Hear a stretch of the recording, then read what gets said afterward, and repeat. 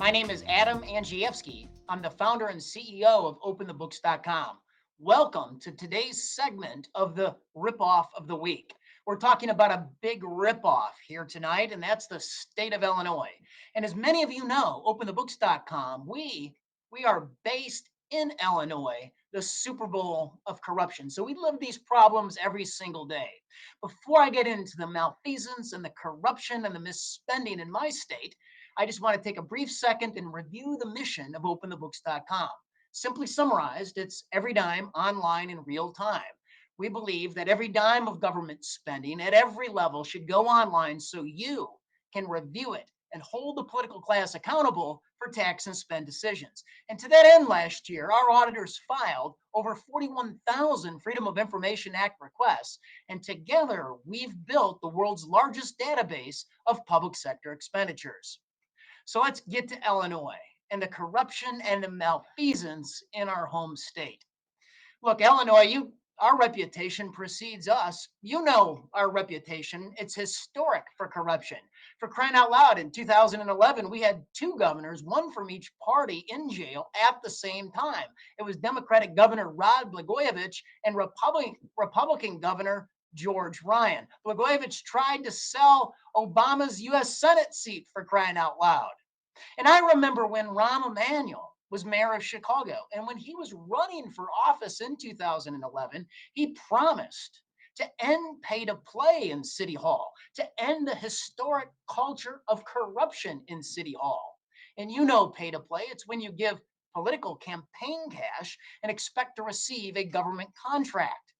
So I was sitting at my desk in 2015 when John Stossel, the Emmy Award winning journalist, and he was at Fox News at the time, he called me and he said, "Can you fact check Rahm Emanuel's promise?" And I said, "Yes, we can." And here's what we found: 600 city vendors were solicited by Emanuel. They gave his campaign fund $7 million, and they had reaped $2 billion from the city treasury, and pay to play was still alive and well in the city of Chicago. So today, the state of Illinois has real problems. Moody's estimates that our long-term unfunded pension liability is $250 billion. And I want to put that in perspective for everybody, no matter where you live across the country, because Illinois is asking for a $40 billion taxpayer bailout, and Nancy Pelosi's HEROES Act would provide almost $20 billion over the next 2 years of bailout for Illinois. Yet Moody's says we're $250 billion of unfunded pension liability. There's 660 pension plans in Illinois. By comparison, Wisconsin has 4 pension plans.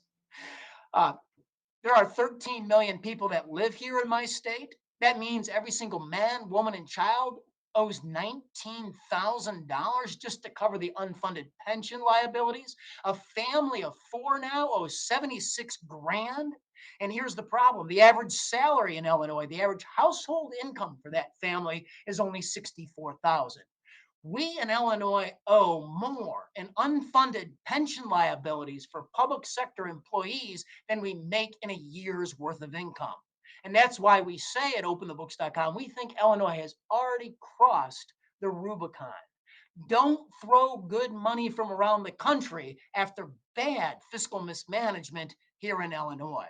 This place is unsustainable, and nobody but for massive bailouts out of Washington, D.C., has the plan to bring this state back. Let's take, for instance, K through 12 education in my state. For years, we've been showing the increase in the number of six-figure educators here in Illinois. It's now 35,000 Illinois educators, teachers, and administrators that now earn more than $100,000 a year in salary or pension. It's 22,000 currently employed educators that make more than $100,000 on salary.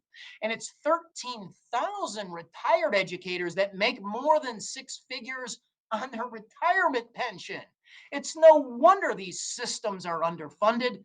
In fact, these benefits were conferred and never funded, and there was never any plan to fully fund them. It's actually impossible because of the largesse of benefits that have been conferred. I just want to talk to you about some of the largest salaries and pensions in the K through 12 system. So you got Edward Mansfield. He's in Homeward Flossmoor. He makes nearly $400,000 a year on salary.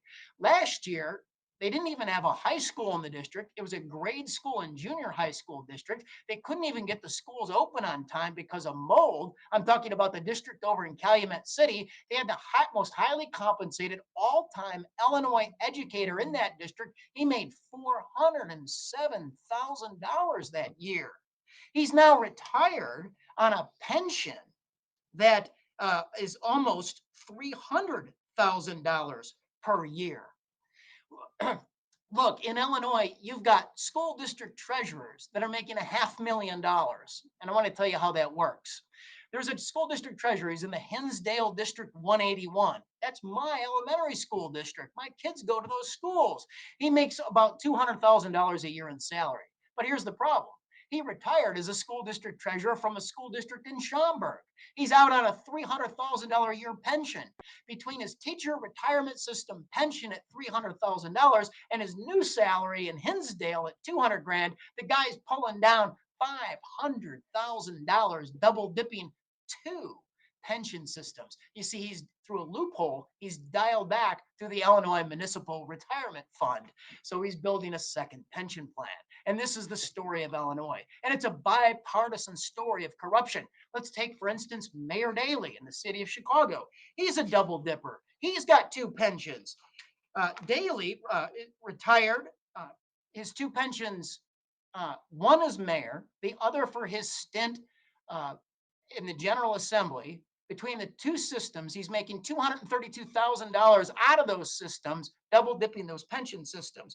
$149,000 as a state lawmaker pension payout, and another $84,000 for his term as mayor. But then you have Republican former governor Jim Edgar, and he's basically triple dipping systems. So Edgar has a General Assembly pension from his stint as governor and as lawmaker for about $176,000. He then went to work for the University of Illinois as a professor for 20 years, and he's pulling an $85,000 a year pension there, but he's then hired back at the U of I through the foundation for another $63,000. All told, last year, Jim Edgar, Republican, he pulled out of the system $324,000. And all of this is legal, but it shouldn't be. That's for sure.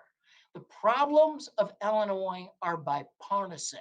The lack of Republican leadership and Democratic leadership and the historic culture of corruption that is destroying my home state. And make no mistake, my mother's family has been here in Illinois on the family farm since 1848. I'm not leaving, I'm staying, and I'm fighting. Now, what are the solutions to bring Illinois back? Well, Nancy Pelosi has a solution. It's nearly a $20 billion bailout with your money in the HEROES Act. And we call on the Republican Senate to stop this. It's already passed the House. It sits in the Senate. Mitch McConnell hasn't called it, thank God, since June. Now, the president says that he is willing to negotiate with Pelosi and come up to nearly a $2 trillion additional coronavirus bailout bill. We think that's bad policy. On the ballot here in November, the Illinois Democrats have put a massive income tax hike, and we're not going to be able to tax our way out of this problem either. And Mitch McConnell, and during the spring, I don't think he was serious, but he said states like Illinois should go bankrupt. And this has to be an idea that's on the table. So look, this ripoff of the week is to starkly lay out the problems of Illinois. Illinois should solve their own problems. Our lawmakers got us into this mess. They got to get us out of this mess. And you, the taxpayer from around the country, you should not be bailing out this blue state of Illinois. So call your member of Congress, tell them to stand strong, and tell them no bailouts for blue Illinois. If you like this weekly ripoff of the week segment, I encourage you to go over to our website at openthebooks.com. At openthebooks.com, please just consider giving us $1 a day. Set it up on a reoccurring 30 bucks a month.